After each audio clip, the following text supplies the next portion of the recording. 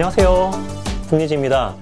네, 크레얼리티에서 벤브랩 A1의 대항마로 멀티 컬러가 되는 베드 슬링어 방식의 새로운 프린터를 내놓았습니다. 이름하여 크레얼리티 하이 콤보입니다. 지금의 크레얼리티가 있게 해준 3D 프린터 라인업으로는 엔더와 CL 시리즈가 있었고, 또 최근에 고속 3D 프린터 라인업으로는 K 시리즈를 내놓고 있는 와중에 전혀 새로운 라인업인 하이 시리즈로 출시되었습니다.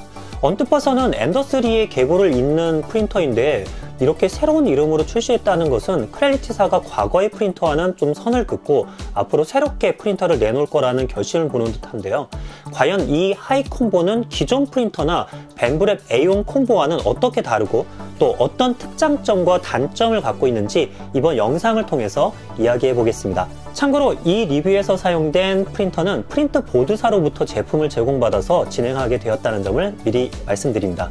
우선 하이 콤보의 특장점부터 살펴보겠습니다. 첫째로 빌드 볼륨입니다. 벤브랩 A1 콤보의 대항마로 나온 만큼 A1의 256x256mm의 베드 사이즈보다 4mm 더 큰 260x260의 사이즈를 가지고 있습니다. 이 정도면 거의 같다고 볼 수 있겠는데요. 차이는 Z 높이에서 납니다. A1의 높이가 256mm인데 반해서 크레얼리티 하이 콤보는 300mm로 A1보다는 44mm가 더 높습니다. 만일 Z 높이가 260mm를 넘는 모델링을 출력해야 한다 할 때는 하이 콤보가 우위에 있다고 하겠습니다. 둘째로는 1000W의 베드 히터입니다. 3D 프린터는 출력물이 안착하는 베드의 온도를 일정 온도로 높여서 출력을 하게 되는데, 과거에는 베드 온도 올리는데 시간이 오래 걸렸습니다. 그 이유는 12V나 24V 직류 전원을 이용해서 열선 코일을 가열하는 방식이어서인데요. 예전에 어떤 경우는 60도 온도까지 올리는데 10분 넘게 걸리기도 했습니다. 그만큼 출력 시작하는데 오래 걸릴 수밖에 없었는데요. 요즘에는 AC 전원을 베드 히팅에 곧바로 물려서 히팅이 되기 때문에 전반적으로 베드 히팅 시간이 줄었습니다. 하이 콤보는 1000W 전력을 사용해 히팅을 한다고 하는데요. 직접 테스트를 해보니 홍보에는 60도 온도 올리는데 30초, 100도 올리는데 90초라고 되어 있는데, 실제로는 그 정도는 아니었고 방한 온도 20도에서 60도까지 올리는데 2분, 100도까지는 3분 40초가 걸렸습니다. 이 정도면 정말 빠른 성능이라고 하겠습니다. 셋째는 조립성입니다. 크레얼리티가 성공하게 된 것이 3D 프린터를 이전보다 쉽게 조립해서 사용하게 함으로써 배송 판매가 가능하도록 했기 때문이라고 보는데요. 그래도 예전에 엔더3 생각하면 1시간 넘게 조립을 했어야 했거든요. 근데 최근에는 30분 미만, 또 10분 미만 조립도 많아지는 추세입니다. 그런 시류에 맞게 하이 콤보 제품도 조립이 무척 간단한 게 특징이었습니다. 조립해야 하는 볼트 수는 단지 7개, 그 중에 콤보 제품이라서 수동 거치대를 달지 않는다면 6개 볼트만 조이면 충분합니다. 바닥판에다가 겐트리블을 세워서 오른쪽 3개, 왼쪽 3개를 조이면 끝이죠. 조립이 간단하지만 조립된 제품의 안정감도 좋았습니다. 프린터의 직각도를 확인하는 스큐 테스트를 간이로 해볼 수 있는 큐브 퍼즐을 출력해 조립을 해보았는데, 결합된 면의 간격이 일정한 것이 쏙 마음에 드는 모습을 보였습니다. 이제는 조립 역량에 따라 완성 제품의 편차가 달라지는 문제로부터 조금 자유로울 수 있을 듯 합니다. 넷째는 구동 부위입니다. 크레얼리티의 기존 엔더3 시리즈는 롤러 방식을 채택하고 있었는데요. 최근 고속 3D 프린터로 오면서 조금씩 달라지고 있습니다. 하이 콤보 제품에는 X축 이송에는 높은 정밀도를 기대할 수 있는 LM 가이드를 사용하고 있고, Y축 이송은 트랙 롤러 방식이라고 하여 LM은 아니지만 상당히 안정적인 이송 방식을 채택하고 있습니다. 이 점은 벤브랩 A1 제품의 방식에서 그대로 가져온 것으로 보입니다. 특이한 것은 엔더3 V3에서 보여준 코어 XZ 방식이 아니라 전형적인 맨델 방식이라고 하여서 X, Y, Z 각 축에 별도의 모터가 달려있다는 점도 눈에 들어옵니다. 다섯째는 듀얼 Z입니다. Z 모터 하나에 벨트로 연동을 시켜놓은 방식이 아니라 각 축에 각각 모터를 달아놓아 따로 움직일 수 있게 하는 시스템인데요.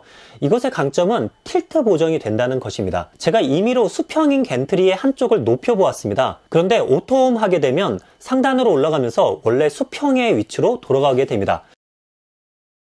이는 한쪽으로 기울어져 있는 상태에서 레벨링을 하는 것보다 베드와 겐트리 간의 수평을 유지할 수 있기 때문에 레벨 틀어짐을 줄일 수 있어서 더 좋다고 봅니다. 실제 레벨링 맵을 확인해보면 오른쪽과 왼쪽이 동일한 대칭임을 확인해 볼 수 있었습니다. 여섯 번째는 카메라입니다.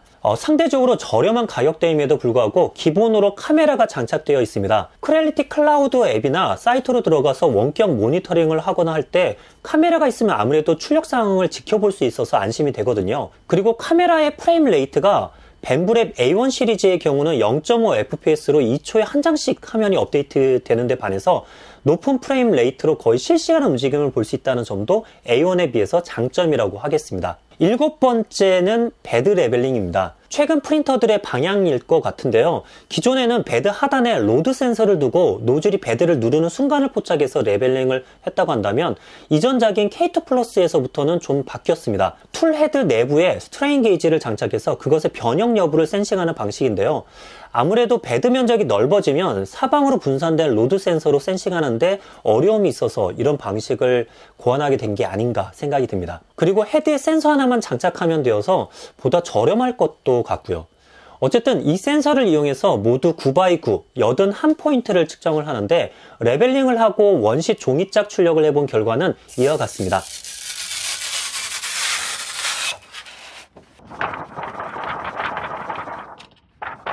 상당히 레벨링을 잘해준다고 보겠습니다.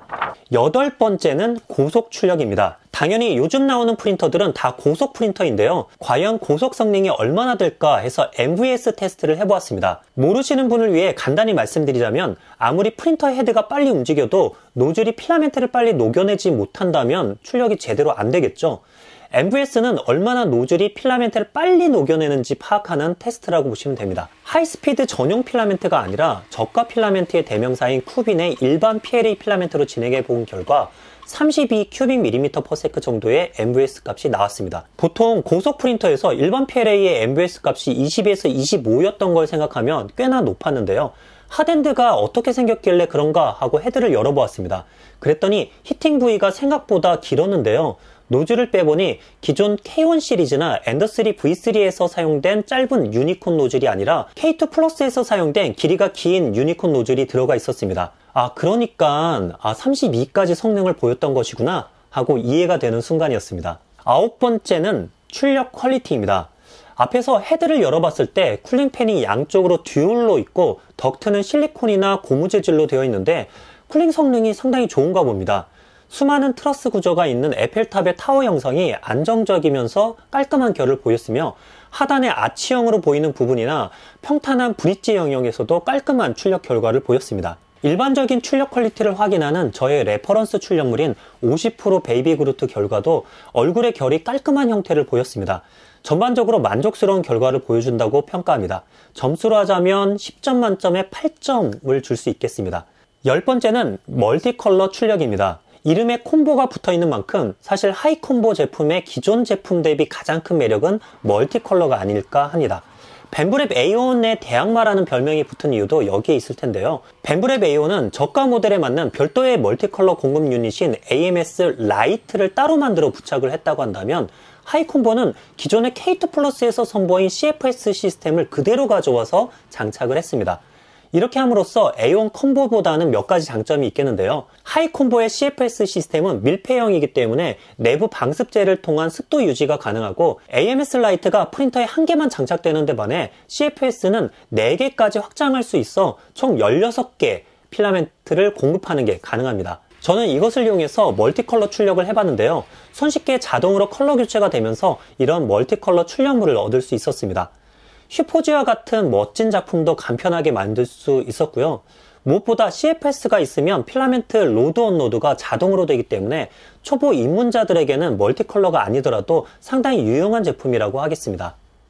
자, 여기까지는 특장점 위주로 말씀을 드렸는데 이제부터는 이 제품이 가진 단점 혹은 개선점을 말해보도록 하겠습니다. 단점 첫 번째, 레벨링입니다. 레벨링을 81포인트를 하기에 정밀한 레벨링이라고 장점으로 말씀드렸지만 출력 전 매번 81포인트를 하는 것은 출력 시작 시간을 지연시킨다는 점에서 단점으로 보았습니다. 이것은 K2 플러스에서도 마찬가지로 단점으로 뽑았는데요. 다행히 최근 K2 플러스의 펌웨어 업데이트를 통해서 출력물 주변에만 레벨링을 하는 어댑티브 메쉬 베드 레벨링이 도입되었기 때문에 아마도 하이콤보가 정식 판매되는 시점 근처에서는 동일한 기능이 펌웨어 업데이트를 통해서 추가되지 않을까 예상해 봅니다. 그래서 출력 전에 캘리브레이션이라고 되어 있는 베드 레벨링 하는 기능을 체크를 끈 채로 출력을 진행했는데요. 베드 안착 상태가 크게 틀어지거나 하지는 않았지만 그래도 빨리 개선됐으면 하는 마음입니다. 두 번째는 설치 공간입니다. 하이콤보는 베드 슬링어 방식이라 코어 XY 방식의 프린터에 비해서 더 넓은 설치 공간이 필요합니다. 프린터의 깊이 방향의 사이즈는 460mm이지만 베드가 왔다 갔다 하는 공간을 확보해야 하기 때문에 실제로는 약 700mm가량이 요구되며, 가로 방향으로는 CFS를 본체 상단에 두는 K2 플러스와는 달리 프린터 측면에 둬야 하기 때문에 가로 방향으로 거의 한 1, 2m, 1000mm 정도가 필요합니다. 이는 똥바지까지 고려한 공간 사이즈인데요. 지금 하이콤보를 설치해둔 이곳이 원래 K1 맥스 한 대와 또 다른 코엑스 방식의 프린터 한 대, 총 2대를 놓았던 공간임을 생각하면 상당히 넓은 공간을 차지한다는 것을 알 수 있습니다. 구입하시는 분은 꼭 이 점을 고려해 두셔야겠습니다. 셋째는 기본 장착 LED입니다. 하이콤보에는 카메라 옆에 어두울 때 밝힐 수 있는 LED가 장착되어 있습니다. 이는 경쟁사 벤브랩 A1에 있는 것을 따라했다고 여겨지는데요. LED가 있는 것은 좋았지만 실제로 출력을 걸어놓은 채 밤에 집에 가서 원격으로 확인해 보려다가 너무 황당했습니다. LED 불빛이 직진성이 강해서인지 이렇게 보이는 것입니다. 게다가 LED 장착의 위치가 노즐보다 훨씬 뒤에 위치하고 있기 때문에 출력 상태가 제대로 보이지도 않았습니다. 아무래도 제대로 원격 모니터링을 위해서는 이 기본 LED는 소용이 없을 것 같습니다. 넷째는 멀티컬러 똥입니다. 이건 하이콤보뿐만 아니라 원노즐 방식의 모든 멀티컬러 프린터가 갖고 있는 숙명과도 같은 문제일 텐데요.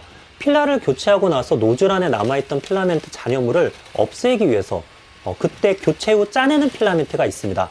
전문 용어로는 필라 똥이라고 하는데요. 벤브랩을 따라한 크렐리티도 필라 커팅 방식을 채택하고 있기 때문에 이 필라 똥이 다른 방식보다 훨씬 더 많이 발생한다는 단점이 되겠습니다. 원노즐 방식에서 필라 똥을 없애는 기술을 만든다면 대박일 텐데 말이죠.